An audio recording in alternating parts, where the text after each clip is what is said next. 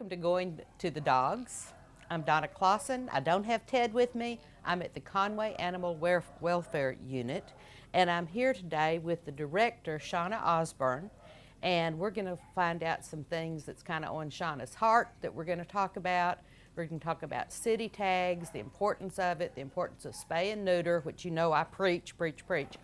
And so anyway, this is Shauna Osborne. Shauna, tell me a little bit about yourself. How did you get in Conway, and how long have you been here? You know. Well, first of all, thanks for having me. And I have been here. I'm actually not from here. I'm from Northeast Arkansas. I've been here for about 10 years. 10 years in May. I've been with the city of Conway, and had an animal control background before that. But prior to that, I worked as a vet tech for many years. Okay. So, and ended up in animal control. Wow. What's one of the great things about this job? The people, I mean, you know, we meet a whole different rainbow of people, you might say. Right. Every day is a different day, people-wise and animal-wise. So we never know what's around the corner, and no 2 days are ever the same. Well, now, this service is strictly the city of Conway, not Faulkner County. Correct. We have no jurisdiction outside the city of Conway. Outside the city of Conway, we're no more than a common citizen. All right. So if I lived outside the city limits and I had some stray dogs come up, I would not bring them here. That is correct. Okay. All right. Good. Now, I have been hearing a lot about, you know, and I talk about on the show, the importance of spay and neuter. Could you kind of address that a little bit? Sure. You know, that's one of the main problems, I think, you know, within any shelter is the population. And, you know, they're never big enough. You never have enough staff to take care of all of them. And so, you know, spay and neuter probably is one of the most important things that, you know, we try to get these young children that tour the shelter, or, you know, I'll sometimes go off-site and go to a classroom and teach spay neuter at an early age, and try to teach them, you know, how often a female will come in heat, cat or dog, you know, or cat or dog. And just how important it is to do that, and how quickly they can repopulate, just, you know, with the beginning of two. Right. You know, in August of 2011, the state mandated a law that any animal that leaves an animal shelter has to be spayed or neutered. And then let's say I want to adopt that little cute poodle that's wandering around here. I come in here, and can I just say I want that dog and leave, Well, or how does this work? Okay, you go to the back and you look through the animals that we have, and if you have an animal back there that you are interested in, you know, we have play areas that you can take them out to, and if you're still interested and want to fill out an application, we have a short application that you fill out here at the front. Okay. We do reserve a 24-hour holding period to review the application, and then once it's approved, if the animal is vetted and ready to go, then we finalize the paperwork. And the animal goes home. And I might add also that the animal is microchipped before it leaves as well. That's wonderful. I am such a believer in microchip. Okay, now I've got my dog and I'm getting ready to go home. What about, I've heard about city tags. Do you sell the city tags here? Yes. City tags can be purchased here at the shelter. All the area veterinarians sell our city tags as well.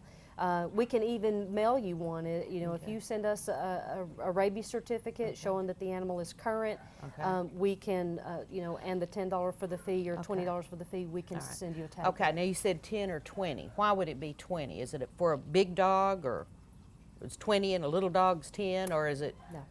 It's differential licensing, and most cities have it, where you know, we try to encourage spay neuter once again. Right. And so on an altered animal, a tag is $10. And on an unaltered animal, they're 20. Okay, so if my dog is already fixed, then I pay the $10. Is that a one-time fee, or is that yearly? Kind of like the rabies. That's a yearly fee. Okay, so once a year, it'd be great if you could kind of get it on your schedule when you go have the shots and the rabies tag and get your city tags.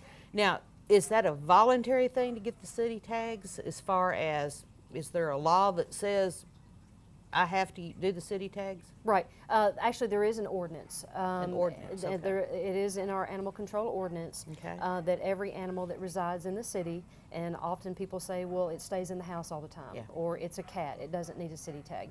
any animal, cat or dog, inside or out, should have a city tag. Right. And the city and the rabies tag are to be displayed on the collar at all times. Okay. Now, the information on the city tag, how could that help me as a pet owner for my dogs to have a city tag? What is on there?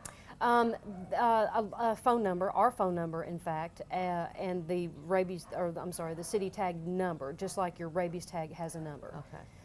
And so what happens is you know, all of the units that we have, our animal welfare units, have laptops in them. Right. And they can bring up our software system. Once they put in a city tag in the software system, you hit enter and the owner's information comes up. Oh, well, that's wonderful. And the reason why that's so key is that if it's at 2 o'clock in the morning and your animal has gotten out of the fence or just darted out the front door and he's injured and you can't find him, maybe he's wearing his rabies tag, which is a great thing. However, when you call your clinic after hours, you get an answering machine, of course. Right. And so we can't trace that rabies tag. Okay. But if you have a city tag, we can trace that. And that's wonderful. And instead of waiting until in the morning, the officer can call you right then. And the next best thing to do, you have to get the city tag because it's a city ordinance. And before I move on to microchip, what does that money, it's $10 or $20, what does that money do? I mean, do the vets get it? I mean, who gets it? I think the vets get just like $1 or $2. It's not big. But what happens to that money? The money that the vets do not get for selling tags, which are $2 per each tag they sell, they get to keep $2 of it. Okay. But the rest of that comes back to the animal welfare unit, and it's specifically to the shelter. It doesn't go you know, just to the general fund. It is specially earmarked for health care needs of shelter animals. Okay. So that money cannot be touched other than to buy vaccine with, to buy a heartworm test with, to buy a leukemia test with, any medication that we need out here, dewormer, those sorts of things. In fact, a lot of people don't realize this, but the adoption trailer, the mobile adoption unit that we have, city tag money bought that trailer. Yay! All right. So you've got to get your city tags, and the vets and the vet staff that work there, they get busy, they might forget, but request your city tag to help your pet stay safe and to help, if your pet should get lost, to help them find you to find your pet again. The other thing is there's a fine, isn't there? Yes.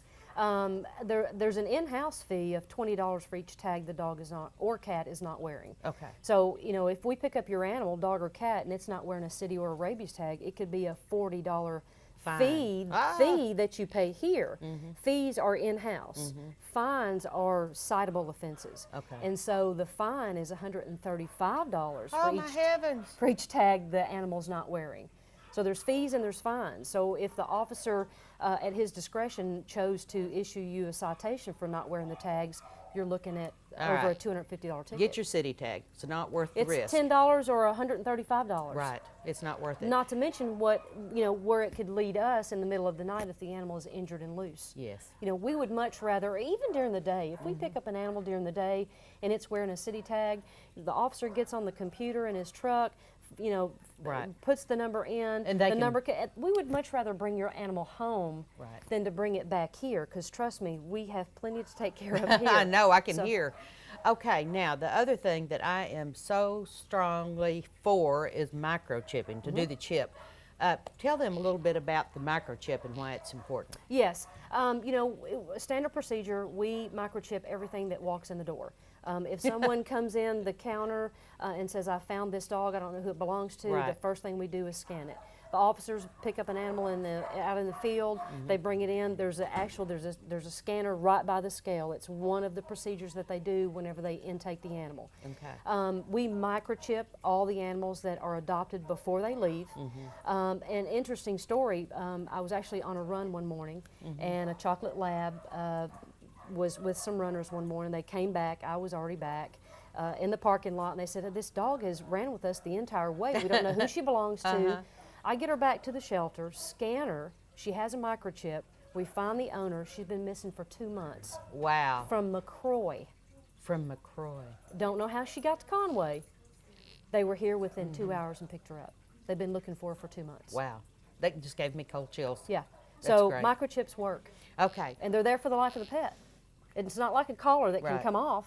or tags And that fall collars off. can come off. And Collars if your can come off. dog is stolen, your cat is stolen, the No- collar will come off. Yes, and you know. nobody knows that chip is there Right. except you. That's right. Okay, we'll be right back, and we're going to talk to Shauna a little bit more. Hi, I'm Robin Dyer, and I would love for you to come work out with me on my show called Burn. This workout is going to be quick, something you can do at home for your busy lifestyle. Give me about half an hour, and I'm going to help you find your breathless edge.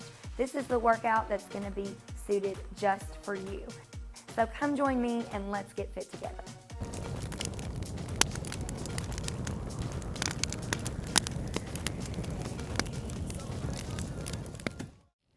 Okay, we're back with Shauna Osborne, and we're at the Conway Animal Welfare Unit, and Shauna is going to tell us a little bit more about what's going on here. But one of the things I really wanted to talk about was what you can do to help our shelter. So she's going to talk about the volunteer program, what you can do to help, and you know, everybody can do something. Everybody can do something. The volunteer tax that we have, you know, you check that little box, that's a big help. That comes here too.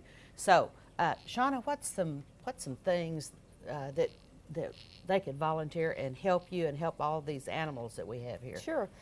We do have a volunteer class.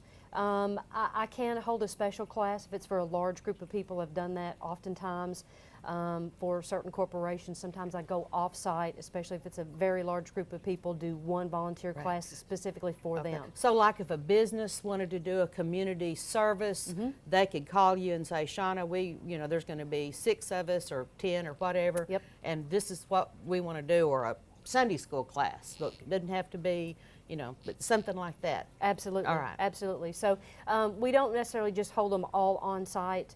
For the most part we do, but I do go off site and do, especially if they're a large group of people. All right. Usually the classes are on Saturday.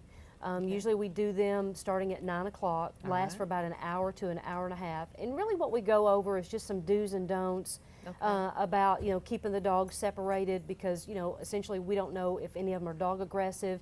Okay, so, but if I was going to volunteer and I call you and we set up the class and I finish the class and it only takes about an hour, hour and a half on Saturday, then what's some things you would have me do? Would socialize with the dog for the most part. We've got 2 big play areas outside thanks to the friends. They erected those for us, and so they can take them outside off leash within that fenced-in area, and not worry about being drug around, or they can only go this far as the leash will let them go. Brushing the dogs or even the cats, and the thing is that in a perfect world, when we all came to work out here as staff members, all we would do is play with the animals all day. And unfortunately, You don't have time. I don't have time. There may be that rare occasion that I'll get to step to the back, and even the kennel techs. By the time the cleaning process is done in the morning, they're so busy deworming and vaccinating and putting collars on dogs and doing this and taking So pictures. you need some laps. You need some people that could come and let them sit in their lap, play with them. Socialize them, teach them to walk on a leash. Let us know if this dog fetches. Let us know if this dog is toy driven or ball driven or something like that. Maybe he sits, maybe he shakes. Do they need to bring their own toys, or do you have a ball or a toy? We have baskets full of baskets. toys. So they just need to bring their good attitude. Bring themselves. All right. That's right. That sounds wonderful. Thank you so much. This Thanks has for just having been me. I fun. appreciate It's it. been fun. Well, this has been so interesting. Now you know ways to volunteer out here. You know about the city tags and how important those are for Conway. So make sure you buy your city tags, and if your dog or cat doesn't have one, go get one. You don't want that big fine. And thanks for joining me today, and I'll see you next time.